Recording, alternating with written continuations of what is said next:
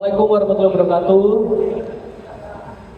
Selamat sore semuanya warga-warga Happy Walk ya. Kita dalam acara Content Creator Class Road to Indonesia Content Creator Summit 2026. Jadi ini adalah rangkaian acara nantinya akan ada Content Creator Summit di tahun 2026 dan banyak event di sana dan pastinya ada hadiah-hadiah menarik lainnya. Nah, buat warga-warga Epiwok yang mungkin lagi nunggu hujan gitu ya atau lagi nunggu waktu, kita mau sharing ilmu gitu kan, karena di zaman sekarang konten kreator ini menjadi salah satu peluang cuan seperti itu. Nah, buat yang pengen tahu ilmunya seperti apa, boleh langsung aja duduk gabung santai sekalian dengerin ilmunya. Siapa tahu pulang-pulang juga terinspirasi menjadi konten kreator, karena narasumber-narasumber yang akan kita hadirkan ini pasti udah expert di bidangnya. Nah, sebelum kita memulai ke acara kita, marilah kita berdoa terlebih dahulu menurut agama dan ajaran masing-masing. Berdoa dipersilahkan. Berdoa dicukupkan. Dan selanjutnya adalah sambutan dari Ketua Urban Creator, Ketua Panitia, kepada Mas Kus, kami persilakan waktu dan tempatnya.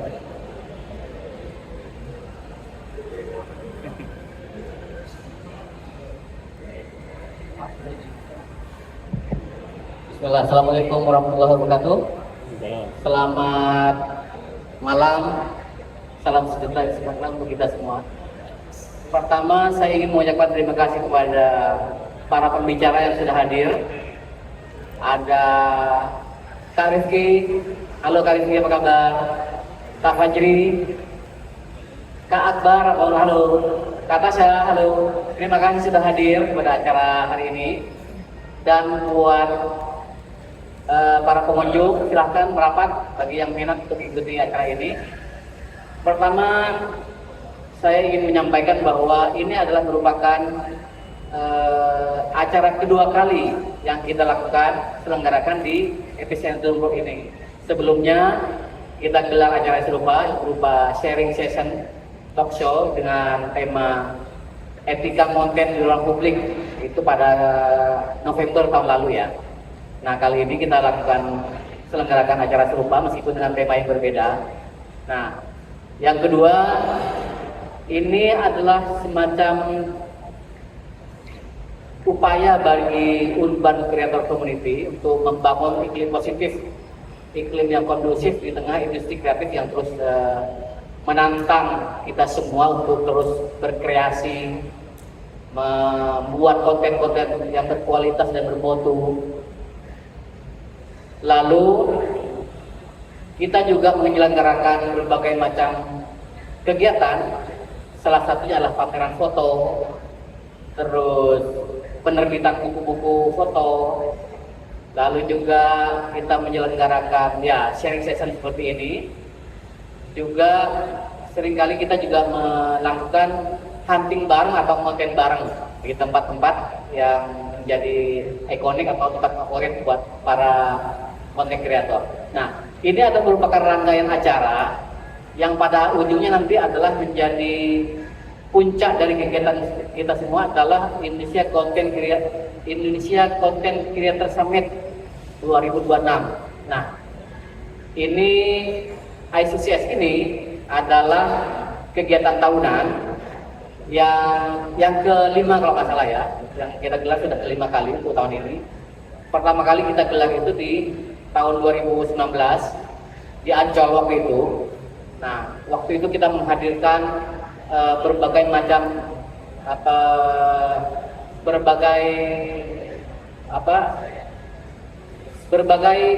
kreator konten lintas platform, lintas komunitas dan lintas platform ya. Jadi nanti pada Indonesia Content Creator Summit yang 2026 ini sama aja, kita juga akan menghadirkan serangkaian acara, juga menghadirkan para narasumber yang bermutu dan kompetensi di bidangnya. Karena itu kita juga mengajak pada teman-teman semua untuk ikut meramaikan acara nanti ya. Insya Allah kita akan lakukan itu pada akhir Maret 2026. Nah, Akhir kata, saya ucapkan selamat ngobrol-ngobrol atau ngobrol santai yang akan dipandu oleh Mas Aksa. Saya ucapkan kepada yang teman-teman yang masih ada di luar atau yang ingin berminat bergabung, saya silakan untuk duduk di tempat yang telah kita sediakan. Sekali lagi saya ucapkan kepada manajemen Epicentrum Rock yang sudah menyediakan fasilitas ini, mendukung acara kita. Nah, mudah-mudahan ke depan kita juga bisa berkolaborasi bersama sehingga bisa menjadi ajang atau titik kumpul para content kreator di Jakarta dan di kota-kota lainnya. Sekian, terima kasih. Assalamualaikum warahmatullahi wabarakatuh.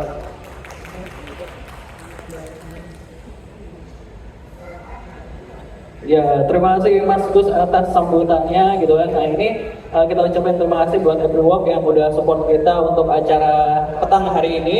Dan buat teman-teman yang pengen tahu gitu kan, misalnya ini konten emang bisa cuan gitu, terus gimana caranya? Nah, expert-expert kita di bidang ini pasti akan nge-share buat kita semua, buat teman-teman warga Everywalk yang mungkin sedang nunggu hujan atau nunggu temannya atau apa, pengen dapat insight-insight dari konten kreator yang expert di bidangnya, boleh gabung, duduk bareng, ngobrol bareng kita. Nanti yang nanya bakal dapat voucher.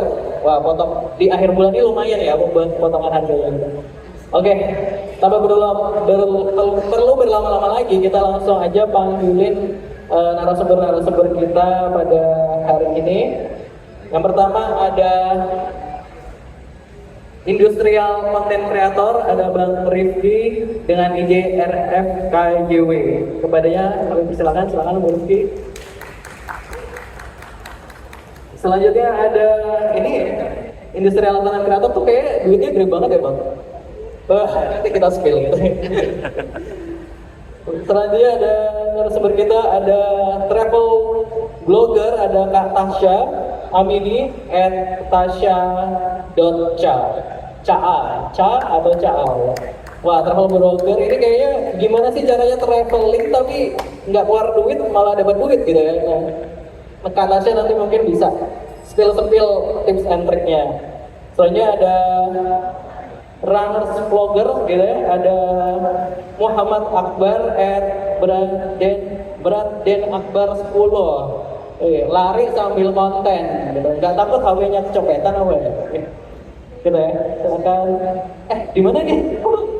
Bang Rifki sebelah sini kayaknya Bang. Bang Rifki. Ini Bang Rifki. Bang Rifki sebelah sini. Milih ya. Milih. Kak Tasya tengah sesuai urutan. Selanjutnya ada cinematic video. Nah, kayaknya penting banget ya kalau bikin konten tuh harus cinematic biar dilirik brand gitu ya. Ada Fajri Hanggono, padahal belum dipersilakan, udah jalan. Silakan bawa Fajri ini. @Hanggono akun Instagramnya.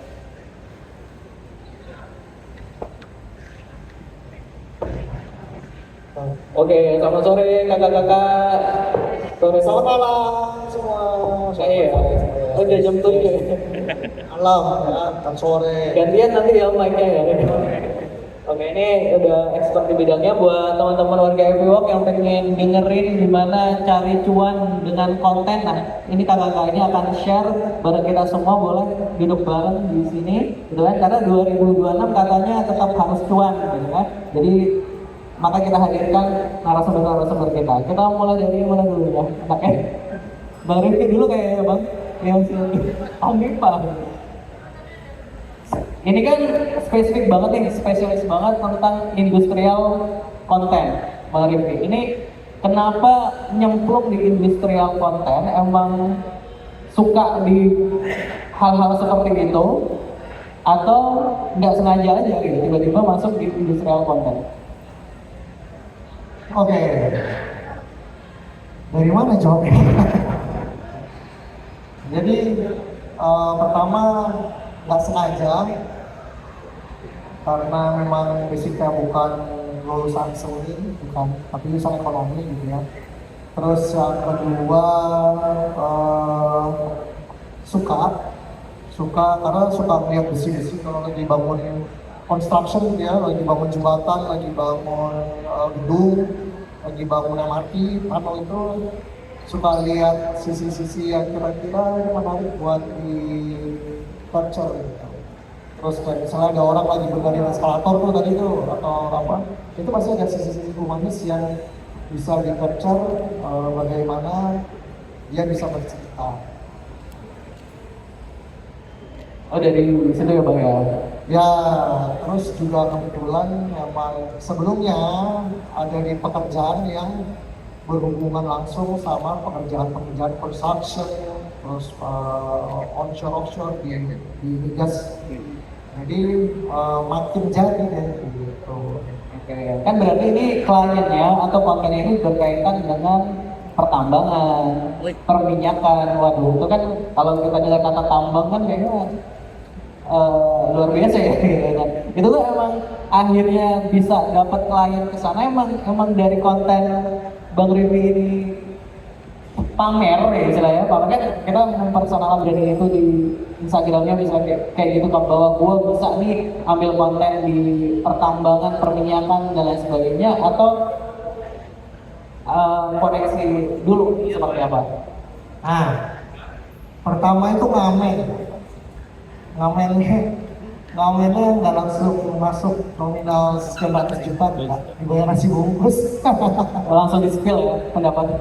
Jadi kan dulu Jakarta tuh sering bangun-bangun ya, bangun jembatan, bangun stadion, terus bangun apa lagi ya, MRT, LRT gitu. Nah dulu tuh kontennya ya memang karena suka, ya kita kontenin aja, ya nggak kenal sama kontraktornya, nggak kenal sama siapa-siapa. Jadi kita kontenin aja, konten itu pakai drone. Jadi curi-curi lah ya, foto, video, posting di sosmed gitu kan. Akhirnya pada tahu, bahkan di kantor sendiri juga pada tahu gitu. Oh ternyata di luar kantor itu kamu tuh suka mainan pesawat-pesawatan gitu. Suka potret-potret ya, cerita foto keliling bangunan-bangunan yang dari nggak jadi sampai jadi gitu. Nah, cuma kan serah gue ya, karena nggak dibayar, jadi kapan mau datang ya mau foto ya foto aja gitu. Habis itu diposting. Nah waktu diposting, kadang iseng dimension aja kontraktor. Kontraktornya dimension aja. Kadang di repost, kadang di mas boleh minta fotonya. Ya udah kasih aja, asal ada watermarknya nggak apa-apa. Lagian akhirnya dari situ terus ternyata karena Jakarta ya, jadi banyak juga akun-akun besar itu kayak Jakarta itu jalan ini pas gue jadi namanya. Mereka pada repost istilahnya whatever itu Jakarta City, ya, ini bikin construction gitu kan. Ya akhirnya dari sana mereka juga ikut viral bantu. Awalnya dari situ. Oke, berarti berawal dari pamer, terus dilirik oleh mereka-mereka yang punya proyek-proyek itu, ya Bang Rivi ya. Ya. Dan FYI, ternyata Bang Rivi ini meninggalkan karirnya di perusahaan BUMN yang berkaitan dengan minyak dan gas, minyak di Indonesia selama 10 tahun demi terjun menjadi content creator. Dan kayaknya lebih dari content creator daripada kerja di BUMN itu ya. Valid sekali. Valid sekali. Oke, soalnya Kak Tasya ini travel blogger. Family travel blogger gitu. Ini Kak Tasya ini emang dari awal emang gue pengen bikin konten family travel atau sebenarnya trial error dulu. Jadi pas awal cemplung ke dunia konten tuh memang udah niche-nya tuh family traveling gitu kan.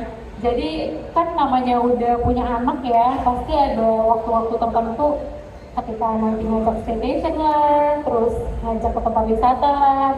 Kalau dulu sih modal sendiri ya, dengan modal sendiri itu memanfaatkan momentum buat sekalian nonton. Ternyata karena sering dan konsisten, akhirnya notice lah nih, mulai dapat audiens gitu dari situ. Oke, berarti awalnya iseng-iseng konten aja, terus akhirnya seperti itu. Dan itu butuh berapa waktu lama sih sampai akhirnya dinotis oleh mungkin brand-brand yang sekarang kerja sama Kak Tasya? awal konten tuh tahun 2020 ya. Sekarang udah masuk 2026. Berarti 6 tahun. Kalau dulu sih ketika ada video yang viral istilahnya yang viewsnya tuh lumayan dapet, itu pasti udah kenotis aja sih sama beberapa brand, terutama kayak misalkan mungkin kontennya yang naik tempat wisata, pasti tuh itu mancing tempat wisata lain tuh buat ngundang kita gitu. Itu biasanya tawarannya dari Nggak, tapi maksudnya kami waktu kan gini, ada konten kreator mungkin wah niatnya cari cuan, tapi dia udah makan 3 bulan, 6 bulan, tapi kok kayaknya belum ada brand yang lirik. Nah kalau Kak Rasa sendiri emang setelah yang bulan konten terus akhirnya ke notice itu berapa lama kan? bukan bulan sih, tahun ya, baru kenotis ya. Oh, berarti harus sabar para konten kreator ya. Harus sabar dan konsisten. Nah, tapi kalau sudah di notice terus-terusan gitu ya. Iya. Amin. Alhamdulillah. Sampai bingung nih atur jadwal nih. Oh, iya. Ini nyempet-nyempetin ya gitu. Oke, selanjutnya ada Bang Akbar. Ya, kalau Bang Akbar lari sambil konten, lari aja udah capek ya, terus ditambah konten juga apa nggak makin capek.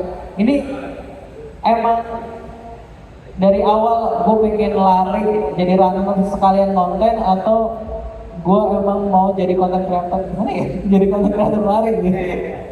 Oke, mungkin ini timeline-nya agak kita mundurin dulu ya. Boleh berapa lama nih? Jadi itu awalnya tuh 2018 sejak masuk kuliah dengan background-nya antropologi ya. Kuliah karena ngeliat dosen-dosen ketika penelitian tuh kok bisa nge-capture momen tuh pakai foto aja tuh jago banget. Sedangkan saya tuh pertama saya nggak bisa foto pertama. Yang kedua, dirinya saya nggak punya. Nah, gimana caranya biar saya bisa nge-capture momen itu? Saya mulai vlog. Nah, awalnya nih saya bukan konten kreator yang lari awalnya, karena goals awal saya setelah lulus kuliah itu pengen jadi researcher awalnya researcher yang bisa nge-vlog. Cuman saat itu kebetulan di 2020 COVID, semua job research itu gak ada, jadi kita buka-buka di rumah. Awal saya travel sama sinematik gitu. Terus mulai saya coba gagal sampai 2023. Saya konsultasi ke beberapa teman saya lah yang udah jadi jual. Itu kan standar pada jual saya, teman saya juga. Saya nanya, yaudah lu investasi di drone ya, lu belajar di drone, karena itu untuk konten wisata itu cepat naik. Saya beli 2023 bulan April, konten travel saya awalnya naik nih, naik. Cuma kok brandnya tuh kayak brand biasa aja, maksudnya kayak peminatan gitu, dan itu konten belum menghasilkan. Nah, dan waktunya tuh weekday, kemudian saya juga pekerja kan ya. Ya udahlah, saya nggak bisa ngambil brand sama sekali. Ya udah, kita tetap lanjut nge-vlog, bikin konten travel dan bikin sinematik gitu di urban gitu. Nah, puncaknya di 2024 saya dapat kesempatan buat ngedronein event Digiland 2024 Mei. Kemudian saya dinotis, wah bagus nih videonya sama panitia, dan kebetulan lihat saya kan saat itu juga lagi ada persiapan untuk turnamen antar kampus tuh, alumni kampus, dan saya juga satu lari juga. Dia lihat, Mas, coba deh dilari. Oh ya udah, kan ada senior saya juga yang main bola saat itu, Bang Vigo. Dia juga nyari, bisa lari, gue aja tawar-tawar ya. Nah, puncaknya lagi itu kan Mei, puncaknya lagi tuh bulan Mei, Juli saya bikin teaser trailer Fui Hall Marathon. Saya produksi sendiri, saya mendirect sendiri, saya bikin sendiri. Oh ngambil, ternyata banyak brand yang melirik. Wah, akhirnya saya coba ya lagi. Saya ikut event pertama tuh di PHM. Saya nge-vlog, audiens banyak. Terus lanjut lagi ke Amarta naik. Puncaknya tuh di Borobudur Marathon 2024, saya marathon nge-vlog. Dan ternyata ini ada beberapa orang yang nge-vlog sambil marathon. Cuma yang sambil nge-vlog itu jarang. Itu ternyata yang saya nemuin audiensnya di situ. Ternyata belum ada orang, belum ada, sangat amat jarang orang yang kayak ngevlog setiap kilometer, bahkan setiap beberapa meter gitu. Jadinya wah itu akhirnya udah dapet niche-nya. Akhirnya ya udah saya fokusin di konten lari. Kayak gitu. Berarti panjang ya perjalanannya, akhirnya ketemu di niche yang emang ketemu audiensnya. Ya, dan itu pokoknya puncaknya tuh Desember itu. Oke. Sebenarnya ribet nggak sih lari sambil nonton itu? Kita yang ngeliatnya aja kayak, aduh bisa nggak sih gitu? Ya mungkin beberapa orang bilang ribet ya. Cuman yang belum banyak orang tahu karena saya tuh setiap latihan saya tetap sambil ngomong aja, gaping aja di depan kamera. Jadi itu kan kayak ngelatih juga. Jadi ketika sampai maraton pun, dia itu kayak biasa. Borobudur maraton itu saya jadi belajar nih. Kayak ketika maraton, culture orang-orang ketika latihan gimana? Mau gak diajak ngobrol? Kebetulan kan saya tipe orang yang kayak, wait guys, ayo. Kayak gimana orang. Ternyata di Bormar itu saya ngeliat ya, oh ternyata kalau udah di kilometer 30 atas, orang udah pada saling bercapaian. Jadinya di next event maraton itu, yaudah saya gimana caranya biar gak capek ya kan, dan maksudnya kan opini mekanisme saya tuh biar gak capek kan ngobrol sama orang. Nah gimana caranya biar gak capek ngobrol lagi depan kamera. Oh ternyata ini bermanfaat juga dan orang sih dapat experience ketika saya vlog gitu. Oke, jadi emang nge-vlog itu jadi buat kita biar ngobrol juga sama diri sendiri kali ya. Iya, ketika latihan pun juga kan kita selalu Oke. di kamera. Oke. Boleh Bang Fajri cerita dong di era sekarang gitu, cinematic video gitu. Kenapa pilih di spesialis cinematic dan peluangnya gimana sih di cinematic video? Oke, untuk cinematic video ini sebenarnya pasarnya niche banget ya. Karena kalau misalnya sekedar posting doang, mungkin nggak akan bisa dapat klien langsung. Karena memang tujuannya posting itu berportfolio. Prinsip saya itu nggak perlu viral, yang penting klien lancar. Oh, nggak mungkin viral tapi klien lancar. Memang awal itu berawal dari waktu COVID. Iseng-iseng bikin video, nggak tahu harus ngapain dan kerjaan juga kan. Ya udah kita posting video, cukup baru 5 video tiba-tiba ada orang yang kontak, itu ada teman sendiri yang dia baru sadar loh, bisa bikin video. Bagus, coba dong syuting buat acara kantor gua. Oke. Nah, begitu masuk ke situ, gua ngeliat acara kantor kalau misalnya dalam bentuk dokumentasi biasa, boring banget ya. Kayak, ya memang kayak acara biasa, gimana kalau dokumentasinya gua bikin sinematik. Oke. Itu tapi sebenarnya sinematik itu kan juga butuh kesabaran banget ya sih untuk dapetin momen, terus kadang kalau cahayanya nggak sesuai dengan selera kita atau gimana itu bisa gue besok lagi kesini atau gimana? Ini sebenarnya masuk ke tantangan video sinematik untuk dokumentasi ya.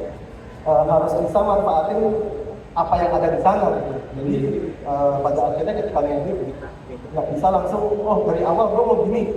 Itu terkadang begitu sampai ke TKP udah beda banget. Ini nggak bisa dipakai konsep awal gue, jadi emang harus mungkin aja.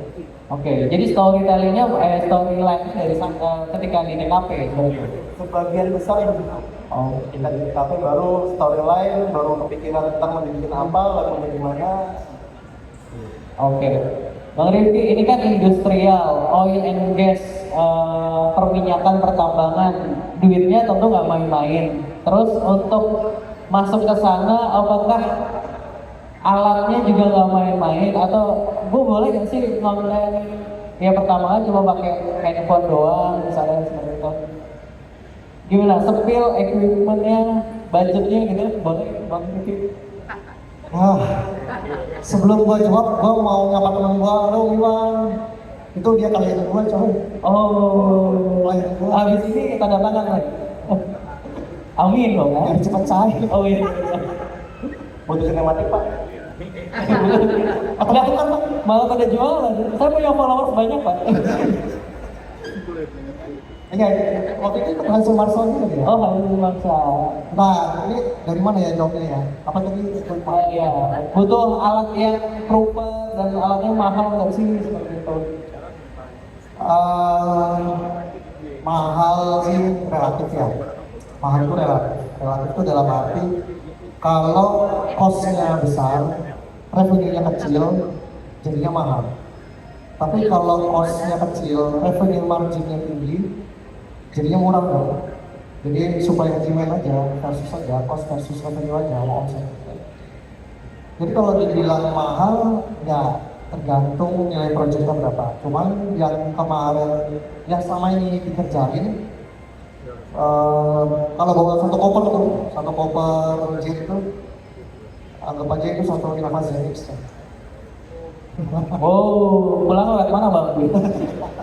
Jadi kalau kerja ke lapangan bawa koper, satu koper itu isinya seharga tas Innova Zenix total. Oke.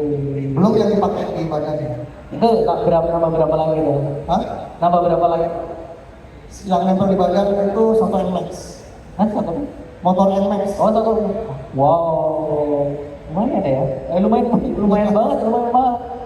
Terus kalau buat orang yang emang kan mungkin Bang Rifki ada basic dari perusahaan sebelumnya oil and gas. Terus kalau ada orang baru yang ingin terjun ke content creator industrialis seperti itu,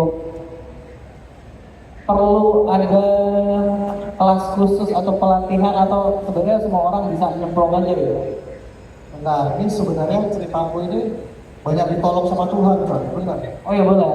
Jadi gua tuh gak niatin kerjaan kayak gini tuh gua gak niatin. Benar, ditolong sama Tuhan, Bang. Ditolong sama Allah.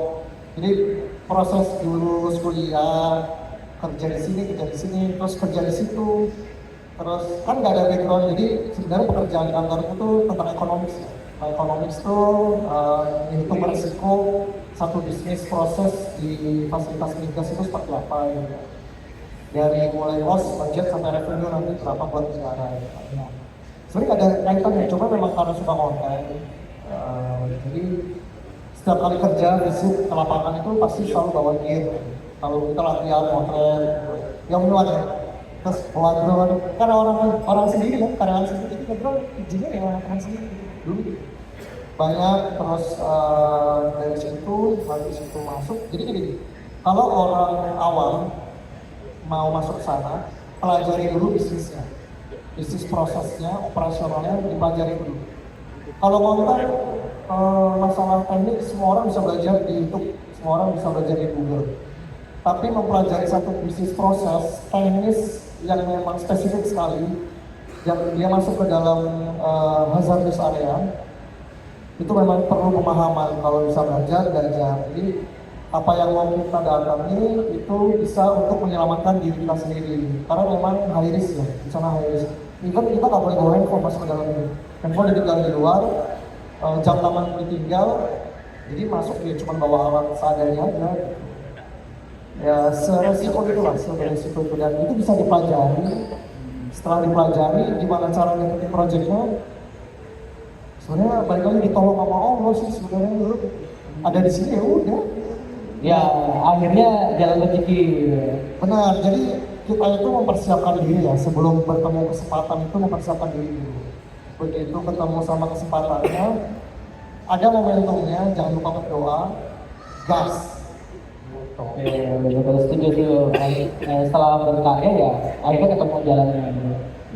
Bang Akbar, kalau di runners vlogger gitu, sebenarnya itu kan sebenarnya sangat spesialis sekali. Terus kalau brand-brandnya seperti itu kan kayaknya jauh-jauh dari misalnya sepatu, terus apa kayaknya juga sempit nggak sih gitu?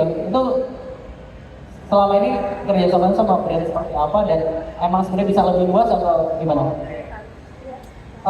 So far dari awal saya di Milan sampai sekarang sih alhamdulillahnya itu udah keluar duit sama sekali dari support sama beberapa brand. Cuma ketika apakah cuma terbatas dari bir lari aja itu enggak, karena ketika saya keluar kota pun even misalkan dapat dari IO-nya tuh cuma satu hari hotel. Nah, contoh di Lombok, saya dapat hotel tuh sama transport itu cuma satu hari. Nah, saya dapat kerjasama juga dari hotel lain, karena kan di saya juga kan travel juga. Nah, jadi run dari konten lari ini jadi bisa kemana-mana gitu. Jadi ya alhamdulillahnya kayak gitu. Oh, jadi emang sebenarnya masih punya peluang ke brand-brand lainnya. Cuma pernah sih pernah diajak collab sama brand ada dah di luar yang gak ada hubungan sama sport. Saya juga bingung ini maksudnya apa, karena ini nggak sesuai sama diri saya. Oh ternyata ini saya cuma engagement doang, jadi saya tolak beberapa brand. Jadi saya pengen inline nih brand-brand yang kerja sama tuh, saya pengen inline aja dengan ini saya. Kebetulan kan saya juga dulu udah bilang content runner and travel. Oke, sebenarnya nih kalau konten runners itu tuh orang tuh tertariknya di mana sih? Nggak, maksudnya kan kadang orang mikirnya kayak, ya lah lari doang gitu. Maksudnya kayak, gue juga bisa sih lari, gue lari-lari dari kenyataan tiap hari gitu. Nah, tapi maksudnya kayak, kalau lari itu kayak, misalnya kalau kita lihat Bang Abar tuh kayak, ya akbar lagi kan lari gitu. Nah, sebenarnya apa sih yang menarik dari konten lari? Oke, ini saya baru nemuin bulan apa ya? Januari. Maksudnya ketika saya nemuin konten apa ya? Oh, besarnya ya, konten tertingginya itu ketika Bayran tuh dapat kopar. Nah, ternyata orang-orang tuh selain lari, ternyata orang-orang tuh pengen mendapatkan experience gimmick-gimmick dari lari itu. Oh. Misal ketika lari dapat apa sih? Oke. Ada tenteng-tenteng, misalkan kayak Alfamart, tenteng hadiah sebanyak bukan berapa kilo, 20 kilo, kalau bayar dapat koper. Terus ketika Borobudur itu rasa ciri warga, karena saya pernah dapat komen gini, Mas saya nontonnya merinding banget gitu. Saya experience itu ternyata karena kan ada beberapa orang lari udah lari doang, nggak ngerasain experience. Nah gimana cara kita mendeliver experience yang kita rasa ini nyampe di mereka? Akhirnya ternyata konten-konten gimmick di lari juga tinggi gitu. Jadi saya nggak cuma vlog, misalkan ada sebuah fenomena yang ada di perjalanan saya ini, saya capture. Kayak kemarin di Tongkang Lombok, saya capture, aduh kebakar nih paha. Saya sama, wah panas banget matahari di depan muka.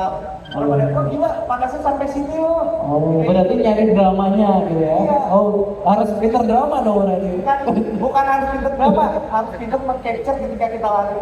Oke. Kita harus bersensitivity. 360 harus Stand off diri sendiri gitu. Iya. Jadi ini, tapi ini perlu dilatih juga fisiknya ya, karena kan ada orang yang udah 25 kilo atas kan udah mulai fokus lari aja lah pokoknya. Nah, kalau menurut saya juga kan dilatih juga. Jadi saya lihat sih ada hal unik apa di sekitar jalan. Malah saya dari 0 km saya mikir jangan lupa gimmick. Oh, jangan lupa gimmick ya. Kalau ada di pikiran jangan lupa gimmick, bukan jangan lupa finish, tapi gimmick yang penting. Oh, ini sebenarnya labas gue apa yang penting gimmick ya. Karena itu yang bakal dimakan sama audiens. Karena ketika saya bikin sinematik, ketika saya bikin konten VO, maksudnya biasa aja lagi. Oh ternyata orang audiens itu melihat ketika experience-nya nggak biasa dari lari ini. Makanya saya sekarang kalau ikut event lari, saya nggak riset dulu nih, karena kan emang saya biasa riset. Kan yang unik ya kira-kira yang dibilang apa-apa ambil. Oke. Yang kemarin saya konten di Sumatera juga saya juga kan bikin gimmick Pak Onova bikin gimmick itu emang makan gimmick. Berarti runners gimmick ya jadinya. Oke Kak Tasya, ini family trip gitu ya, ribet gak sih bareng keluarga, bareng suami, bareng anak gitu ya? Ngatasi keributan itu gimana? Kan maksudnya pasti kan ada kerja sama brand, terus ini keluarga juga harus dikondisikan lah agar sesuai dengan ini. Gimana pengalamannya? Ribet banget sih, apalagi kan aku nggak punya neni ya, tapi memang karena kita udah terbiasa dari kecil, anak aku udah kayak anak konten banget, jadi dia juga udah mengerti sih. Cuman memang salah satu kenikmatan yang hilang tuh jadi nggak bener-bener bisa liburan. Jadi kalau misalkan kayak hotel nih, kan kalau orang umum, maksudnya orang normal tuh ya udah hotel tuh golong-golong nonton Netflix gitu, jalan-jalan. Kalau kita tuh setiap lihat spot tuh udah gatal, pengen ngonten aja gitu kan. Terus apalagi kadang tuh dari brand punya permintaan spesifik, maunya family in frame gitu. Itu yang jadi apa ya, tantangan buat kita gitu. Tapi balik lagi karena dari awal kita sekeluarga udah terbiasa ya, jadi bisa mengatasi hal itu sih. Terus kalau konten travel itu sebenarnya luas juga kerjasama dengan brand itu, atau sebenarnya juga spesifik lagi kayak mungkin travel agent doang yang berkaitan dengan tiket, atau cuma sebatas hotel doang, atau sebenarnya juga bisa ke brand, kan karena tadi udah family ya gitu kan, misalnya ada produk anak dan sebagainya. Seperti apa Kak? Itu balik lagi ke personal branding kita ya Kak. Kalau misalkan aku kan memang personal brandingnya tuh family. Jadi alhamdulillah brand yang tag in itu jangkauannya luas. Yang tadi kakak udah bilang tuh kayak mungkin skincare anak atau mungkin perlengkapan traveling itu bisa masuk. Mungkin kalau ada yang personal brandingnya kayak solo backpacker, nah itu pasti punya brand khusus lagi gitu. Tapi ini sih so far untuk family ini alhamdulillah banyak brand yang bisa masuk gitu. Misalkan di hotel nih, kita lagi mandiin anak atau anak lagi mandi di bathtub, nah itu sabun aja tuh bisa tap in buat gimmick gitu. Dan kadang orang nggak sadar kalau misalkan kita tuh sebenarnya lagi promosiin sabun, orang malah sadarnya kayak settingan hotel, room tour hotel, oh ternyata di hotel tuh sama family tuh kegiatannya ini gitu. Tapi kan kalau hard sell juga orang jadi males juga ya. Iya, makanya kita buat soft selling. Bang Fajri, ini sebenarnya kan tadi kan emang khusus spesialis cinematic video editing. Nah, sedangkan kalau kita tahu bahwa perkembangan editing ini kan juga kencang banget ya, cepet banget gantinya, misalnya ada yang tidak jeduk lah dan lain sebagainya. Tetap kekeh di cinematic atau sebenarnya juga bisa kolaborasi dengan tes editing zaman sekarang atau gimana?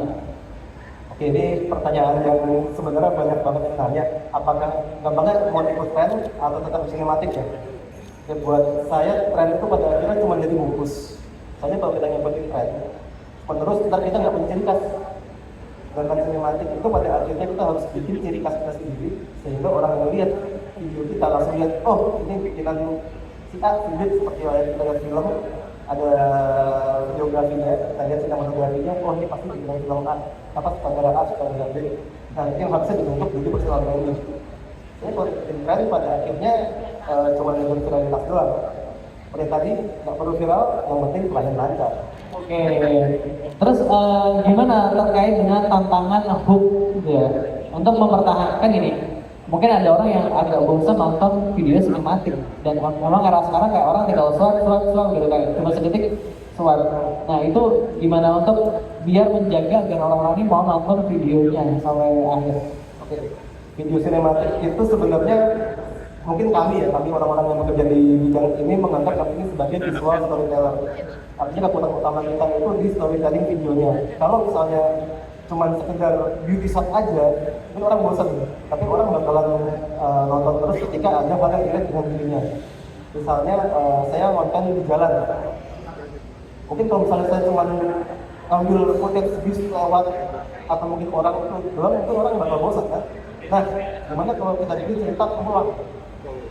Jadi bikin sebuah momen ketika orang-orang pada pulang kantor menuju ke rumahnya masing-masing untuk mencari tempat aman.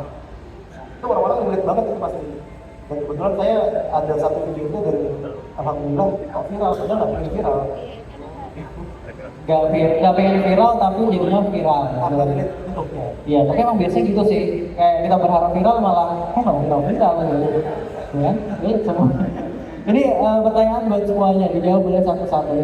Kan ini udah kerja sama dengan brand, dengan klien, dan lain sebagainya.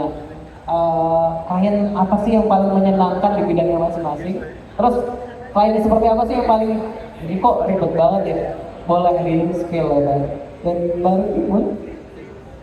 Bentar, boleh dari bawah ini pertama. Klien pengalaman dengan klien yang enak banget sebenarnya seperti apa, sama ada nggak pengalaman dengan klien yang nggak enak banget itu kenapa? Oke, klien yang paling enak banget itu mungkin bisa sebutin kliennya apa, tapi yang disebut. Institusi pemerintah itu klien yang paling menyenangkan. Wow. Ah, iya benar. Benar, Oh, benar. ada satu sebuah institusi itu yang benar-benar ngajakin kita keluar kota untuk bikin mendokumentasikan acara dia, acara seneng-seneng. Siap. Oh, Enak karena di satu pasti kan udah kayak tadi kayak banyak ya, udah traveling dibayarin, saya juga tempat ngerasain juga nih traveling udah dibayarin, tapi outing bagus. Dan juga di sana juga ketemu banyak lihat tempat-tempat yang belum pernah saya temui sebelumnya, itu paling menarik banget. Yang itu juga enak. Jadi kalau klien yang paling menyenangkan itu sebenarnya bukan ada spesifik, tapi klien yang sudah jadi minta revisi musik. oh, ini ya dari apa? Dari musik sinematik ke musik dangdut koplo gitu maksudnya. Nah, jadi sebenarnya tidak masalah mau dari musik sinematik ke koplo, tapi kalau misalnya dari awal musik sudah ditentukan, sudah dijahit, jadi ketika musik ganti itu moodnya berubah total, berubah dari awal lagi. Iya benar. Oh gitu ya. Klien-klien di sinematik perlu diingat gitu ya. Mungkin dia juga bekerja berdasarkan mood dia juga sih ya. Bang Akbar gimana? Kalau saya terkait brand ya, so far ya, alhamdulillahnya aman-aman aja ya. Kayak brand, kayak kerjasama, kayak SOW, kayak apa, karena ketika diminta apapun saya okein. Cuman saya tuh selalu bilang di awal, Mas Mbak, ini saya minta dibikin sesuai ciri khas saya kali ya, karena saya tuh udah mau diubah-ubah. Kira oke mas. Lalu saya tuh selalu selipin kayak footage bagus dari drone tuh sama saya kasih file mentahan. Kayak itu kan buat jadi nilai lebih buat dia pakai kita lagi. Oh, banyak bonusnya. Memberikan bonus. Dan saya juga Tekstur, memberikan bonus ya, ke klien. saya lebih misalkan kalau di lari, saya awalnya kan disuruhnya ngeblok doang, tapi nanti saya kasih mentahan videoin eventnya juga. Nah kira dia kan menghubungi lagi Sesuai dengan effortnya. Nah tapi ada sih kayak brand yang suka tolak ada di Oh, invoice-nya. Tapi yang penting cair kan? Iya, cair. Oke. Tapi ada brand yang sebenarnya nggak suka tapi harus kerjasama?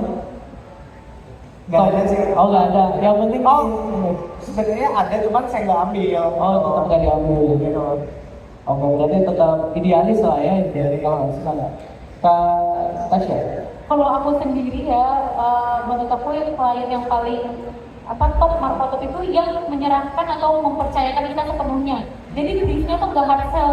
Jadi ya udah bikin aja sesuai pesona kakak gitu. Ya udah atur aja gimana. Terus kalau kita drafting nih sebelum main postingan udah oke gitu. Oh ini udah oke kok, udah sesuai pesona kakak gitu. Dan yang menurut aku ngeselin tuh biasanya tuh yang di awal udah nego, terus banyak revisi, terus udah gitu molor gitu mainnya. Tapi mohon maaf nih, aku nggak relate sama kakak yang kalau aku pernah dapat klien misalnya pemerintah, itu yang paling molor. Oh. Dan ini dialami sama teman-teman aku seperjuangan gitu kan. Makanya kita kayak paling itu banyak gimmicknya kan, busur-busur tuh gitu kan. Itu sih yang paling ngeselin ya. Udah nego kan, terus juga terlalu mintanya hard sell, briefnya hard sell, tidak menyesuaikan sama kita, tapi dia pengen videonya naik, itu gimana caranya ya? Tanya ChatGPT pun, ChatGPT pasti juga bingung jawabnya gimana, seperti itu. Tapi yang plat merah masih sering diambil. Plat merah gitu sih. Oh, udah enggak. Oh, itu malah menghindar. Kayaknya udah kapok ya. Bang Rifki ini sering dapat plat merah. Gimana Bang Rifki? Aku sih yes sama dia. Oh, jujur banget ya. Aku sih yes sama dia. Jadi gini, Pada nggak gimana nih bener-bener. jadi klien yang enak itu semuanya enak karena jadi klien ya. Ya. Semua itu enak karena semua jadi klien. Yang paling enak misalnya Ya. berangkat minggu depan ke laut. Naik apa? Naik kapal, naik chopper mas, oke, sip. Naik heli maksud gua. Iya. Jadi nggak mau ke laut kan? Gitu. Kalau naik kapal kan maksudnya 10 jam, kalau naik heli paling cuma 1-2 jam nyampe di tengah laut gitu. Ya karena tadi ya Nah, misalnya pengeboran itu ya. ya mereka mau deliver naik kapal, naik heli, kalau naik heli boleh, oke. Terus apa lagi ya? Semakin sulit ininya, lokasinya semakin menyenangkan kalau menurut aku. Main adventure ya berasa. Ya, semakin sulit lokasinya, semakin ribet kesananya, semakin berantakan kondisinya, that's good. Kenapa? Karena mereka nanti akan membandingkan, oh lokasi aslinya tuh berantakan sekali. Nanti waktu begitu jadi loh, kok bisa kayak gini? Jadi itu ada plus minusnya. Terus apa lagi ya? Terus ada pekerjaan-pekerjaan besar yang memang sebenarnya kayak project PSN ya, project strategis nasional. Once kita ikut masuk ke dalamnya, ikut nge-branding satu produk ini, kita punya legacy bahwa ini dulu gue yang bikin loh. Ini gue dulu yang bikin. Jadi kayak lu punya legacy sama pekerjaan lu yang lu tinggalin di klien lu, dan dia bisa berkibar. Jadi istilahnya lu ada kontribusi terhadap klien lu yang sedang naik daun. Itu sangat menyenangkan. Jadi apa? Bukan cuma materi, tapi kayak punya Kebanggaan ya. punya legacy yang miss banget, dan itu jadi portofolio kita yang semua orang pasti tahu. Lu tahu nggak kerjanya ini? Oh iya tahu. Klien gue yang lain kan sangat kenal sana. Oke, berarti kan ini juga ngurusin yang oil and gas mungkin BUMN di Indonesia. Kalau perusahaan asing sejauh mana udah sayapnya Bang Rifki ini berkibar gitu mengepak. Oke, perusahaan asing nggak jauh-jauh dari Saudi ya. Saudi itu perusahaan minyak. Saudi. Jadi ada, Oke. jadi kalau di sini ada Pertamina, di Saudi ada namanya Saudi Aramco. Itu Saudi kan cadangan minyak terbesar kedua di dunia tuh. Katanya Venezuela sih. Kan nomor 1 Venezuela. Oh iya. Jadi kalau kalian keluar tuh kayak Aramco tuh, kita kan kerjanya remote ya dari Indonesia ya. Ya kirim materi, kirim ke sana, udah revisinya nggak banyak. Terus juga salah satu perusahaan di Mesir buka kantor di Indonesia, kita syuting, kita kerjain dari mereka, terus viralnya sampai Mesir gitu. Terus fotonya kalau pasang ikut di ini ke pameran jadi kalau di perusahaan minyak itu atau gas itu ada namanya IPB Conference, Indonesian Petroleum Association Conference and Exhibition.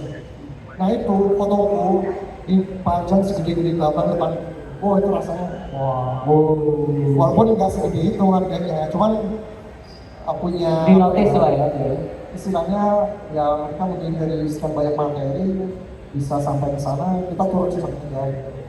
Tapi pernah dibawa ke kilangnya mungkin yang ada di Arab Saudi, di Samudra Hindia, atau di mana gitu. Jadi nggak sampai sana banget, karena gue berprinsip nyari duit lebih gampang dari sendiri daripada dari orang. Oke, mungkin dari teman-teman audiens ada yang ingin bertanya terkait dari 4 narasumber yang kita hadirkan, mungkin yang pengen masuk ke industrial konten atau travel blogger, terus runner, atau sinematik, boleh ingin bertanya silakan angkat tangan gitu, karena kita punya voucher untuk akhir bulan, lumayan dapat potongan harga. Boleh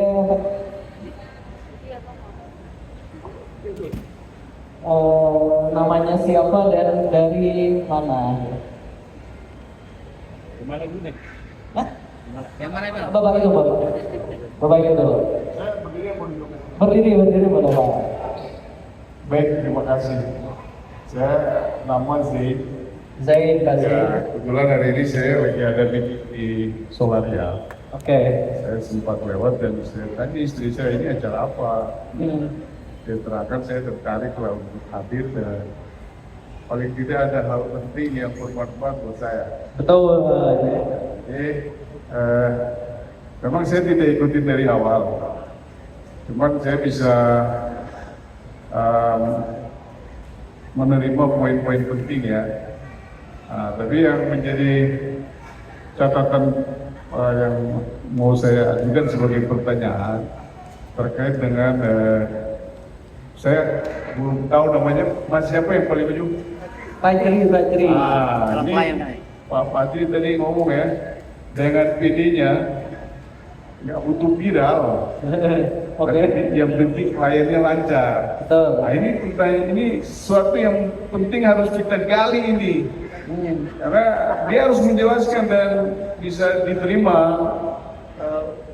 Paling tidak saya tidak terlalu sulit untuk menawar itu. Oke. Ya, terima kasih. Oke, nanti boleh dijelaskan Pak Jadi. Satu lagi, Ibu.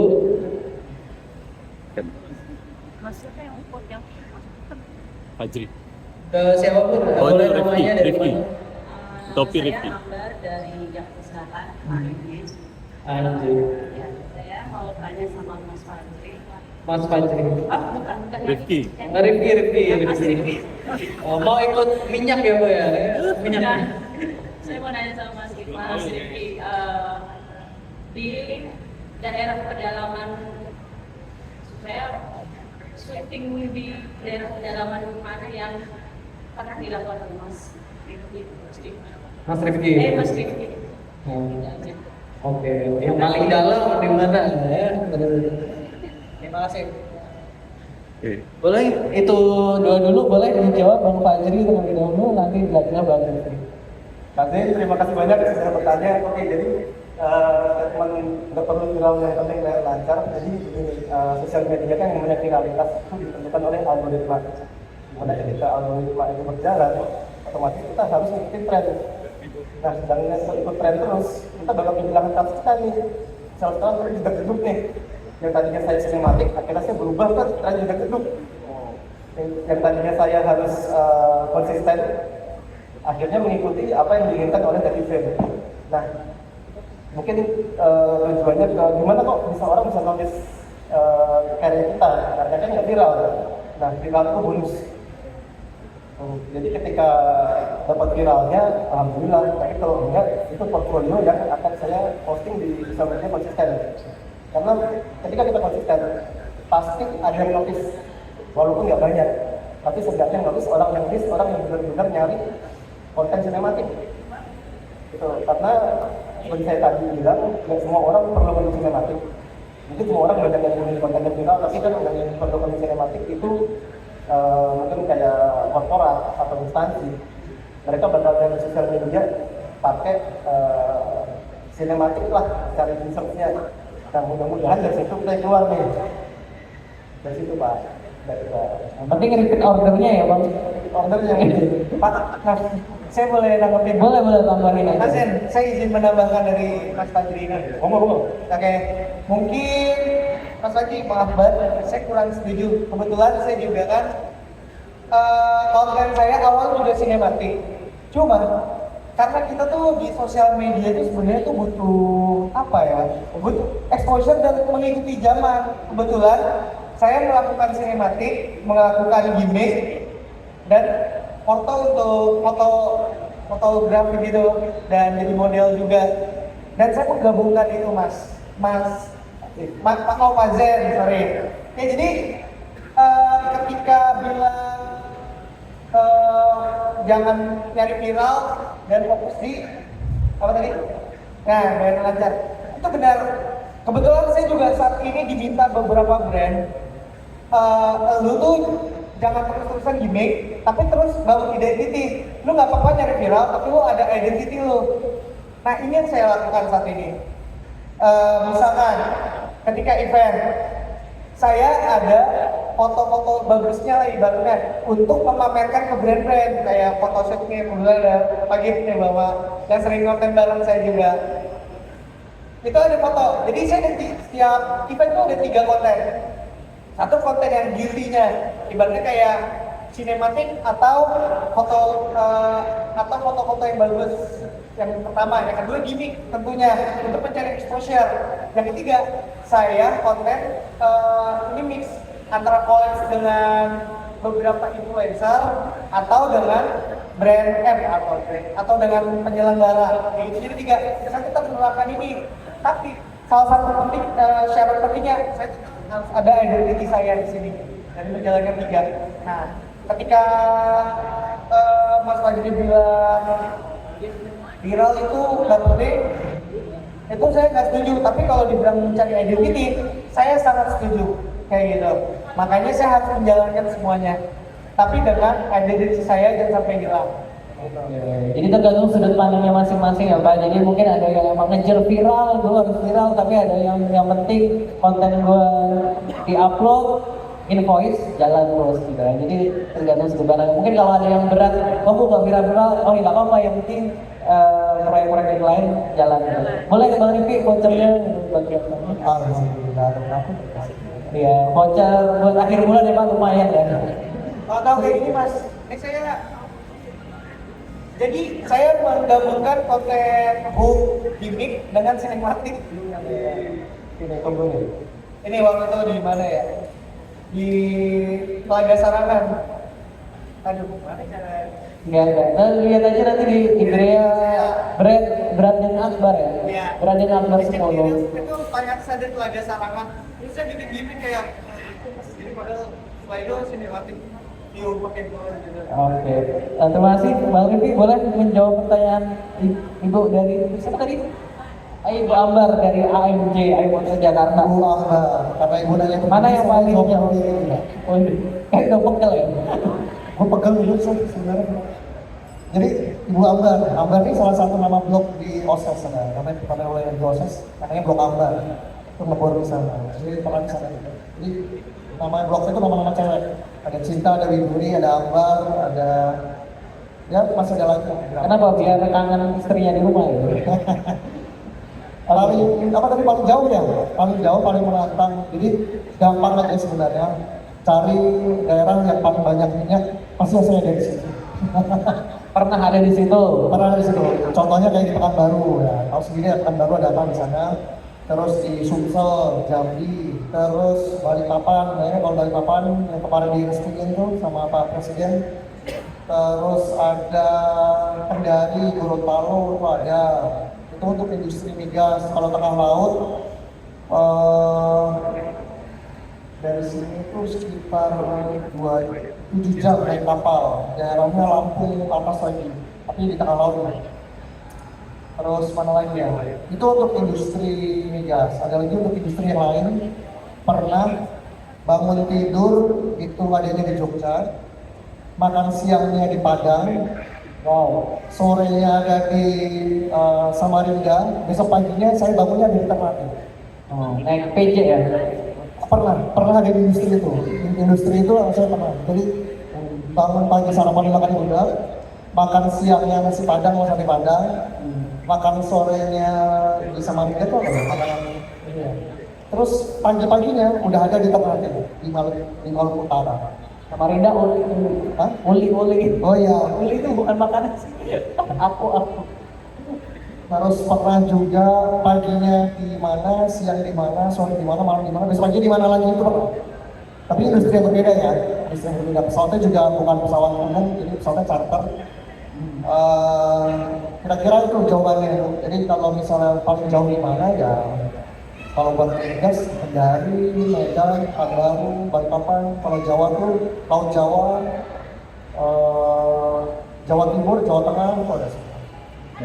Kayaknya sumber-sumber minyak ya, sumber-sumber minyak udah didatengin ya. Sumber kehidupan, Sumber kehidupan. Oke, selanjutnya mungkin ada yang bertanya, boleh. Bapak yang pakai baju jaket biru, Bang Fikri tolong, sama kakak yang pakai hijab ini, ya, yang bapaknya dulu. Nah, ini Mas Rifki. Boleh, kliennya Bang Rifki mau bertanya kepada siapa? Sebelumnya terima kasih Bang Rifki, kita udah kerja sama 5 tahun lebih ya.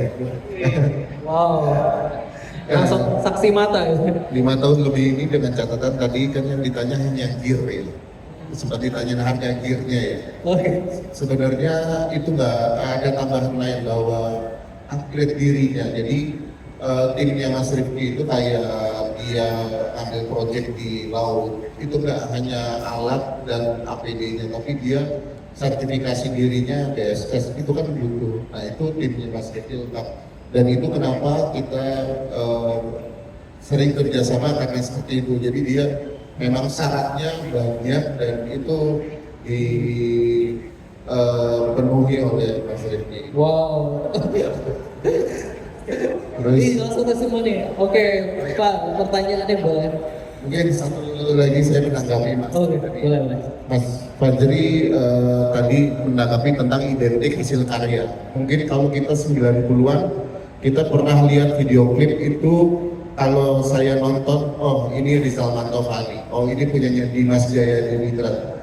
Itu ada ciri khasnya masing-masing, entah colornya, entah teknik pengambil gambarnya, intinya di editingnya punya ciri khasnya masing-masing. Mungkin sebagai yang experience buat anak-anak sekarang kan, kalau kita tanya anak Gen Alpha tuh cita-citanya apa? Konten kreator, YouTuber.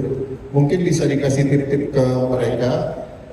Mungkin yang pertama tuh minimal alatnya apa sih? Apakah cukup dengan handphone? Terusnya editingnya menggunakan apa ya? Apakah aplikasi CapCut ataupun Canva atau seperti apa?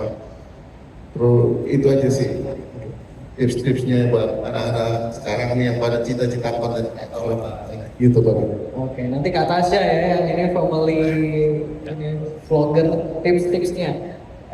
Kakak yang itu Ya. Silakan. Selamat malam. Malam. Mau tanya ke Mas Rifki ya? Ya boleh. Passwordnya. Oke, jadi kalau saya lihat dari Instagramnya kan sudah memiliki pekerjaan yang mungkin cukup bagus dan nyaman ya. Nah, terus mungkin dari uang juga udah cukup lah, nggak harus ngonten gitu kan. Tapi bisa nggak kasih kita nih, apalagi saya anak muda, buat walaupun udah dapat kerjaan yang cukup nyaman, tapi tetap bisa cari kesempatan yang lain. Contoh kan ya bisa konten juga gitu. Jadi minta motivasinya sama gimana sih caranya walaupun udah kerja yang sangat cukup sibuk, mungkin padat banget dibandingkan mungkin gak bisa rebah-rebahan kayak kita gitu, tapi masih nyempetin untuk konten gitu. Oke. Gimana cara bagi waktunya? Tadi namanya siapa Kak? Namanya Citra. Oh Kak Citra. Terima kasih. Oke, boleh Kak Tasya menanggapi dulu pertanyaan dari Pak Iwan terkait tips nih buat anak-anak zaman Gen Alpha nih buat konten itu gimana gitu, dari gear, mulai dari mana deh gitu. Izin Pak Iwan ya, aku jawab pertanyaannya. Jadi karena punya anak Gen Alpha ya, yang kayaknya tuh dia udah banyak banget niru konten kreator atau YouTuber yang udah gede, dan dia tuh hidup berdampingan dengan itu ya. Pertama sebenarnya anak-anak itu dikasih kepercayaan sih, sama bangun percaya dirinya dia, biar dia tuh nggak takut tampil kamera, biar dia tuh nggak takut tampil di depan orang banyak. Kadang tuh orang tua kan mungkin, mohon maaf, ada pertanyaan mungkin ada perasaan kolot, masa sih jadi konten kreator bisa menghasilkan uang, masa sih konten kreator ini sebuah pekerjaan yang menjanjikan. Jangan salah, jangan meremehkan dulu, karena buktinya Gen Alpha itu justru lebih pinter gitu, lebih pinter, lebih canggih, lebih tahu teknologi, lebih melek teknologi daripada kita yang sebelumnya. Jadi saran dari aku mungkin buat orang tua yang lain, kasih kepercayaan kepada anak gitu. Kalau mungkin memang dia punya minat dan serius dalam hal itu, ya udah kita support. Dia butuh apa mungkin bisa dari hal kecil kayak HP aja dulu gitu, atau mungkin kalau HP terlalu beresiko bisa kasih kamera aja dulu yang cuma bisa foto atau video gitu. Tapi menurut aku yang paling penting kepercayaan sih ya. Jadi kalau misalkan anak udah punya rasa percaya diri, mau dia ngapain, mau dia di depan orang banyak, dia pede-pede aja kayak gitu. Terus yang kedua, jangan lupa kontrol dia ini punya idolnya tuh siapa. Karena memang gak semua konten kreator atau YouTuber itu kan positif ya gitu. Jadi kalau misalkan ketakutan kita sebagai orang tua kan mungkin dia kena pergaulan yang kurang atau mungkin bahasanya yang kurang. Nah itu dari kita juga harus peka sih dalam hal itu ya. Ya udah itu aja sih, paling support sama dorong ngerasa percaya diri dia. Mungkin dari Mas Fajri ada tambahan? Pak Iwan, terima kasih pertanyaannya. Ini untuk nambahin ke Gen Alpha, mungkin kata orang-orang ada benarnya juga, dan saya sangat setuju banget sama Mbak Tasya. Alat yang pertama kali digunain itu yang paling dekat dari kita adalah handphone. handphone itu udah untuk yang sekarang udah sangat lebih dari cukup buat sekedar konten, apalagi sinematik sekarang udah ada CapCut ya. CapCut itu udah powerful banget, bahkan yang grafis udah powerful banget. Tapi nanti kalau misalnya udah masuk ke kelas industrial, ada yang namanya DaVinci Resolve. Nah itu buat color gradingnya lebih megah lagi bisa pakai itu. Tapi untuk sementara bagian alpha diajak pakai CapCut dan handphone. Nah ini ada satu lagi, handphone pun juga nggak boleh mahal-mahal banget, akan lebih bagus banget kalau dia bisa pakai handphone yang kualitasnya buruk. Itu bisa jadi sinematik karena ada beberapa itu ya apa namanya alur ya. Ada yang sinematik tapi vintage. Itu juga sekarang lagi laris banget. Pakai handphone jelek pun jadi karena memang dicari vintage-nya itu. Bahkan sekarang ada juga brand-brand baru yang bikin barang baru tapi gambarnya vintage. Jadi, seperti Mas Laris ini juga pernah mencoba pakai kamera vintage tapi baru. Mau namanya Mas Laris? Gitu Pak. Oke, mungkin Akbar mau nambahin untuk konten kreator pemula utamanya anak-anak, apakah anak-anak juga harus lari-lari juga? Enggak sih, Mas Pak Iwan. Mungkin ini saya mau share pengalaman saya aja ya. Awalnya tuh saya pakai banyak banget gear ketika lari. Saya lari sampai bawa drone, bawa 360, bawa HP. Dan akhirnya saya menemukan kesulitan saat itu. Editnya mindahinnya lama pertama.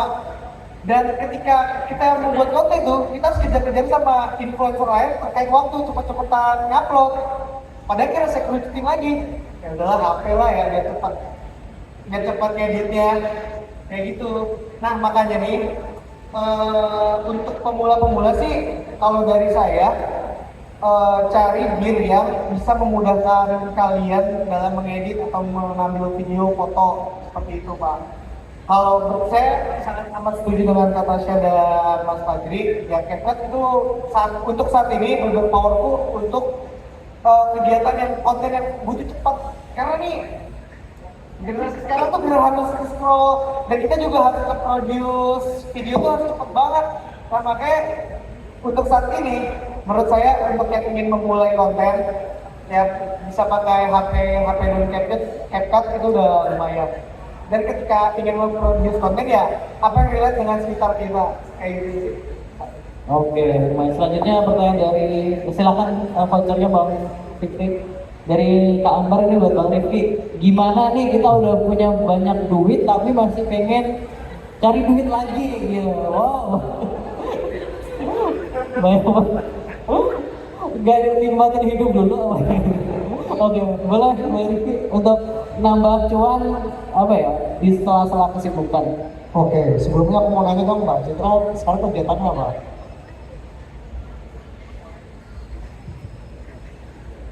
Kerja karyawan swasta. Karyawan swasta. Terus sekarang ngerjain lagi suka kontennya konten apa? Lagi ngerjain apa? Nggak ada sih, sukanya rebahan. Makanya minta motivasi. Enggak, maksudnya suka makan, suka Oh, suka masak, jalan-jalan. suka jalan-jalan, suka konten tentang jalan-jalan. Oh, tapi ada loh konten rebahan bengong di YouTube 2 jam itu kan viral kan? Coba bayar rebahan 5 jam di depan bundaran HI viral. Oke. Kalau di kantor suka minta cuti susah nggak di approve-nya? Enggak juga sih. Gampang ya. Izin sakit juga gampang ya. Gampang nggak? Oh, gampang juga sih. Itu jawabannya. Jadi aku tuh dulu bandel kantor. Bandel tuh karena sebenarnya pelarian kerja karena kerjanya kan Excel, economics, terus ngurusin uang negara gitu ya, ngurusin untungnya negara. Aduh, kok kapan gedenya gitu kan. Ya udah akhirnya aku ngonten, memang dari kecil suka gambar. Dari kecil, dari sekolah, SD, aku suka gambar. Terus kalau di toko buku kayak Kinokuniya gitu, baca buku ekonomi 3 menit udah ngantuk. Tapi begitu baca buku desain interior, bisa 2 jam berdiri loh baca, terus fotoin, rekomendasi. Nanti aku pengen punya kamar kayak gini. Itu salah satu tanda-tanda sebenarnya. Salah satu tanda-tanda ketika kita lebih suka otak kanan atau otak kiri, beratnya di mana. Nah, tipsnya di kantor bikin konten kadang-kadang tak perlu jauh-jauh, dalam arti nggak perlu keluar kota, kadang di dalam aja. Tinggal di mana? Baju kan? Di Jakarta Timur, Jakarta Timur, daerah mana? Cakung. Oh Cakung, ada orang Cakung juga di situ, itu lagi ada orang Cakung juga. Maksud saya setiap kali kita berangkat pulang itu kan ada hal-hal yang menarik di jalan sebenarnya. Naik apa? Naik pas Jakarta, naik motor, naik mobil, naik trans, DJ, whatever apapun itu menjadi satu momen yang menarik untuk jadi konten. Ya mulailah dari situ. Terus gimana cara dapetin duitnya? Sebenarnya pertama itu pasti upskilling dulu. Misalnya suka potret, yaudah kita belajar bantu potret yang kira-kira bagus menurut kita dulu, jadi nggak usah dilihat orang lain. Nanti terus banyak referensi. Aku suka stylenya fotografer ini. Ikutin aja nggak apa-apa. Nah, satu keberhasilan kita adalah niru kerjaan orang lain. Itu dulu. Nggak usah bikin bagus-bagus. Niru dulu. Misalnya Mas Fajri ada konten apa? Ditiru kayak gitu. Kalau ditiru aja belum berhasil, berarti nggak ada KPI-nya dong. Ditiru aja dulu. Apa? Semua konten ditiru. Apapun itu, mau konten apapun itu ditiru aja. Mau motret, mau bikin video sinematik, ditiru. Sering mungkin. Mau ngedesain whatever Canva, PPT apapun itu ditiru. Tiru yang paling bagus ya. Kalau udah bisa nyamain, berarti udah berhasil. Tapi kalau masih ada di level bawahnya, ya itu proses belajar. Jadi kalau zaman dulu kan ada orang amati, tiru, modifikasi. Kalau sekarang enggak, amati, tiru, bikin lebih bagus. Gitu ya, harus bisa bikin lebih bagus. Tapi minimal untuk bikin lebih bagus kan harus bisa nyamain dulu ya, harus bisa nyamain. Nanti perlahan teman-teman di kantor kan nggak kalau suka yang apa gitu, tahu di lingkaran kantor itu tau nggak? Mbaknya punya sosial media suka posting itu apa? Tahu. Oke. Semakin banyak tahu semakin bagus. Kenapa? Karena siapa tahu orang yang duduk di sebelahan dari mungkin kalau next time dia akan jadi klien lagi. Jadi whatever apapun siapapun itu orang di jalan segala macam kita nggak akan pernah tahu rezeki itu datangnya dari mana. Jadi prinsipnya adalah upskilling dulu.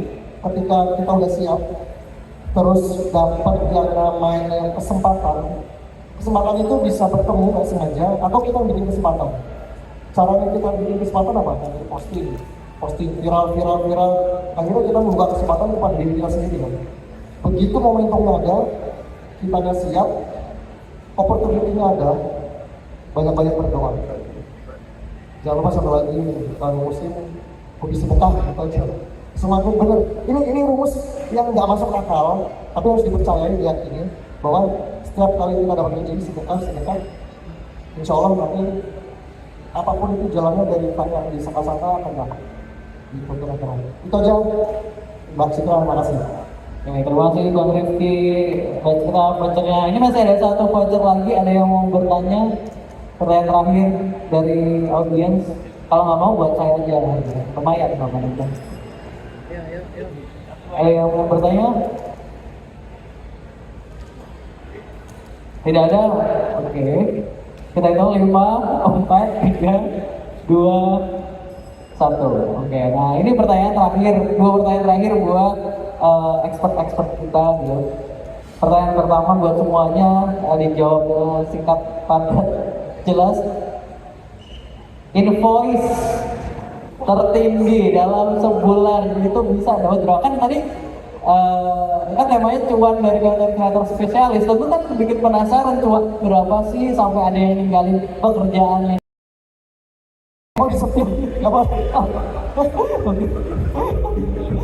Diedit. Nah ini untuk jadi konten kreator gitu. Nah ini atau disensor tuh gitu udah boleh disepil atau sebagai travel vlogger selain bisa nginep gratis berapa sih gitu. Nggak usah disebut angkanya, misalnya kayak kepala 3 kayak atau berapa gitu. Boleh. Nggak ada dirjen pajak kan malah. Dimulai dari mana? Dari bawah aja deh boleh. Berapa digit? Sensitif banget ya. Ya pokoknya cukup buat menghidupi sampai setahun bisa. Wah, selama setahun bisa hidup itu dalam sebulan. Sebulan tergantung klien sih, tapi kan yang paling tinggi. Oh, yang paling tinggi. Ya. Setahun bisa. Jadi meskipun 11 bulan nggak dapat klien, alhamdulillah ya kalau tadi itu ada yang angka yang tinggi. Oke, boleh selanjutnya Bang Akbar. Ini saya belum sama Mas Fadri ya. Cuman saya pernah satu momen kayak full gear dan hotel, penginapan dan jalan-jalan kemana itu saya mau kemana aja udah Free. free ya Mas. Kalau dihitung bisa berapa? Alhamdulillah. Kalau itu dirupiahkan, Pokoknya gini, saya mau butuh apa, mau kemana, tinggal sebut. tinggal sebut. Oke, boleh. Dari konten kreator Ramos, dari travel blogger ini, waduh dari tiket pesawat bisa gratis, hotel gratis, apa namanya, atraksi gratis. Gimana Kak? Boleh, skill. Iya itu tadi udah disebutin ya. Gak perlu spesifik tapi ya bisa lah ke luar negeri gitu kan. Bisa lah kalau misalkan keluar kota mau kemana tinggal sebut gitu kan. Pokoknya kalau lebih sama sih. Oh, gitu. Masih pada rahasia-rahasia aja gitu. Selanjutnya nih, dari gearnya aja udah seharga Innova apa Zenith tadi ya. Terus belum lagi APD-nya seharga NMAX gitu. Tentu penghasilannya kan udah kebayang kira-kira berapa kali dan boleh Bang still hidup berapa purnama bisa hidup. Pertanyaan paling gue benci sebenarnya. Tapi netizen suka. Pertanyaan paling gue benci. Karena kalau aku bisa buat bayar anak sekolah, Berapa tahun sampai lulus kuliah? terus istri nggak ngambek gitu ya, di rumah tuh makan ayam, si mbak di rumah masak enak terus, sampah diangkat terus. Paling itu, terus apa lagi ya? Masih Lagian listrik nggak bunyi. pagi bunyi sih. Oh, tadi. lupa ngisi. Intinya gini, bisa menyenangkan orang di sekitar kita, berbakti kepada orang tua masih bisa dilakukan, bisa ngajak teman untuk sama-sama maju bareng gitu. Kayak itu kan juga pernah ya, rasanya enaknya gitu pernah kan ya? Pernah. Ya kan? Jadi apa sih ngajak bareng-bareng? Tapi aku dapat dikit waktu itu. Tapi alhamdulillah, terima kasih. Jujur banget. Oke. Masih bisa sehat bareng keluarga, kalau keluarga sakit masih bisa nge-cover sendiri tanpa insurance ya. Aku nggak pakai asuransi soalnya. Terus, nah ini paling penting masih bisa investasi. Nah, itu berarti udah kebayang Ya, masih bisa investasi, masih bisa beli emas pada saat nilai tertinggi hari ini. Oh iya. Kayak aku pasti kayak Ya udah kebayang lah dari industri yang ini kayak gimana yang diincar tambang-tambang kan gitu ya. Udah tahu sendiri gitu. Nah, terus pertanyaan terakhir buat semuanya, pesan untuk kreator masing-masing di bidangnya. Saya dari runners untuk konten kreator runners seperti apa? Pesan. Boleh dari siapa dulu? aku dulu ya. Oke, Bang Rifki dulu dari industrialis. Ini, jadi pekerjaan apapun itu, mau nyapu, mau nge-grab, mau nge-gojek, mau pas security juga, mau apapun itu, yang penting adalah upskilling dulu. Upskilling, persiapkan diri kita untuk menemui best case momennya nanti. Nggak tahu momennya kapan. Momennya bisa kita ciptakan dengan exposure konten pertama, terus yang kedua ada momentumnya, terus yang ketiga dibantu sama Allah. Begitu itu ketemu tiga-tiganya kita udah siap. Itu dulu. Jadi pelajari yang kita suka, jalan yang kita suka, udah go ahead aja, banyak-banyak sedekah, berdoa, go ahead, ya. Rezeki ya kalau tukar. Oke, selanjutnya Natasha. Boleh. Aku mungkin kasih pesan yang tertarik mau konten ya. menurut aku mulai aja dulu, jangan kayak takut ini, takut itu, banyak alasan, mungkin HP-nya belum iPhone lah atau gimana. Pokoknya mulai aja dulu, nanti bakal apa ya, bakal berjalan pasti lebih baik gitu. Yang penting mulai aja dulu. Terus jangan ngelihat orang tuh, jangan ngeliat konten kreator tuh enaknya doang. Kayak misalkan mungkin dia bisa beli rumah hasil konten, mungkin bisa beli mobil hasil konten. Coba lihat perjuangan dia sebelumnya. Pasti kan ada struggle-struggle tertentu yang dia udah lewatin. Terus kalau misalkan kita mau konten ya, kita juga harus cobain struggle itu gitu. Dan jangan lupa konsistensi. Kadang aku juga ngerasa kayaknya udah punya brand tap in, kalau nggak ada tap in males bikin konten. Nah itu jeleknya di situ. Padahal ya udah mau ada brand tap in atau enggak, konten aja gitu. Karena kan udah terlanjur kecemplung di dunia ini gitu. Seperti itu sih. Tanggung jawab lah ya sama profesinya gitu. Oke. Kalau saya kan tadi udah disebutin sama Mas Rifki dan Natasha ya. Mungkin saya mau menambahkan aja sih. Ketika memulai konten, coba untuk mengaktifkan apa ya, 360 sense kalian lah. Karena bisa jadi yang ada di sekitar kalian itu bisa apa, yang di sekitar kalian itu bisa jadi kesempatan untuk konten kalian naik gitu.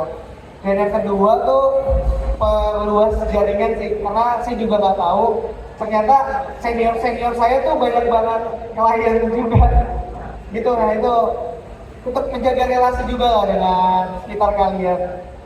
Itu aja sih. Oke, selanjutnya Bang Fajar. Yang mau nyemplung ke sinematik, nomor 1 itu referensi. Perbanyak referensi, sering-sering nonton film. Dan yang kedua, sering-sering baca. Yang benar-benar membantu saya bikin storytelling. Karena ketika kita sering membaca, storytelling kita juga bakal ikut berkembang. Upscaling tadi kata Mas Rifki, nomor 1. Yang kedua tadi benar kata Mbak Tasya, konsisten. Itu sulit banget. Kadang-kadang kita cuma udah posting, tapi ternyata yang nonton nggak banyak, nyerah. Padahal udah posting aja, apapun yang dipunya posting aja udah. Gak usah malu, gak usah takut kalau dia emang dikit ya udah. Next bikin lagi, lebih bagus lagi, jadi menaikkan kualitas itu nomor 1. Terima kasih. Oke, terima kasih. Maaf saya tadi lupa.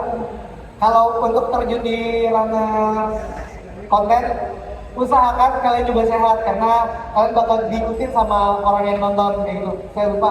Ternyata ketika menjadi konten runners, kita ada tanggung jawab moral dan kesehatan orang lain juga yang meniru kita. Itu saya lupa. Oke, terima kasih, tepuk tangan dulu buat para narasumber yang hadir. Sahabat juga, udah waktu udah habis. Dan serius. Ya, satu lagi, lu kan tadi pada ngomongin cuan ya. Pada ngomongin nanya kan, lu berapa duit dapat gitu. Nah, karena lu udah pada nanya kayak gitu, aku mau bagi-bagi duit, boleh nggak? Boleh dong. Boleh nggak? Boleh dong. Jadi gini, selama event ini ada yang ngerekam nggak? Ada yang ngerekam nggak? Foto, video, apapun itu, whatever, apapun itu. Kayak panitia nggak boleh. Selain panitia, ada yang mau dokumentasi, Ada yang video, dokumentasi, boleh, berapa orang? Bebas berapa orang? Berapa? Maju nggak? Maju. Habis itu taruh di story, mention di story, mention Instagramnya ini nih, follow dulu, follow. Urban Creators ID. Tapi tanya sama panitia ya. Terus di mention nama gua boleh. RFKYW, Instagramnya Tapi tanya sama teman sebelah, itu ada tuh, itu kata-kata yang gue tahu. Mention namanya, bikin konten di IG story semenarik mungkin. Nanti gua bakal repost, terus teman-teman Indonesia bakal repost. Akan ada 5 orang terpilih yang masing-masing bakal gue transfer 100.000. Jadi kalau akhir bulan yes. Jadi gua kasih dulu, gue nanya-nanya. Kok lu nggak kasih sama gua? Gua nanya banyak banget dari tadi. Bukan maksud gua nanya orang yang lu penghasilannya berapa, sedangkan kita nggak banyak sedangkan gua. Oke, alhamdulillah. Hah? Ada yang mau saya tanyakan satu ini. Pertanyaan satu lagi. Nggak dapat pulsa nggak apa-apa. Gimana teman-teman itu boleh bertanya satu lagi atau udah promosi? Boleh, silakan. Kalau dikasih voucher nggak apa-apa. Oh iya. Jadi saya ini kan kebetulan profesinya lawyer. Ya, sama. Dan saya dalam menghadapi situasi ini ini kan banyak perkara-perkara yang menurut saya hukum kita itu jadi kehilangan arah. Nah, jadi untuk Lalu Pak ya, dimention ya, story ya. Boleh tadi yang punya dokumentasi acara ini. Nah Pak tadi boleh nanti hubungi Pak Kus ya. Mungkin akan dicarikan konten kreator yang cocok untuk bisa dikolaborasikan dengan hukum dan isu-isu terkini ya Pak secara hukum ya. Oke, buat teman-teman yang punya video tadi dokumentasi acara ini boleh di-mention ke @urbancreators.id dan RFKYW di tag akan ada hadiah 500.000 rupiah untuk 5 orang pemenang terpilih. Nanti pasti di Murah tak? Murah? mau ditambah berapa? Murah? Kurang dong. Indis ekonomi gitu ya? Yang bisa kita 2026 harus cuan. Oke, gue tambahin jadi 1 juta. 1 juta. Satu orangnya dapat berapa? Buat 200.000. 200.000. Oke ya? Jangan lupa di follow. Nanti 5 orang terpilih, gue yang pilih tapi Ya, dia yang milih. Nanti dia yang DM sendiri ya. nanti gue yang transfer, karena aja nggak mau voucher kan? Gue yang transfer. Oke, tepuk tangan sekali lagi buat para narasumber yang udah sharing ilmunya buat kita semua dan kembali sharing season bareng narasumber konten kreator spesialis di acara hari ini, di mana dari kreator pun bisa cuan yang bisa menghidupi sampai 1 tahun bahkan sampai keluarga-keluarganya gitu. Oke, kita ketemu lagi di acara session berikutnya dalam Road to Indonesia Content Creator Summit 2026. Nah, nanti di sana akan ada event yang lebih besar, terus ada hadiah menarik lainnya juga. Terima kasih sekali lagi. Wassalamualaikum warahmatullahi wabarakatuh. Waalaikumsalam warahmatullahi wabarakatuh. Oke, kita foto bareng narasumber. Hah? Oh, oke. Dari atas ke bawah. Dari di bawah ya. Iya, Pak. Kita ngerapin. Peserta boleh ikut juga bareng kita ngumpul.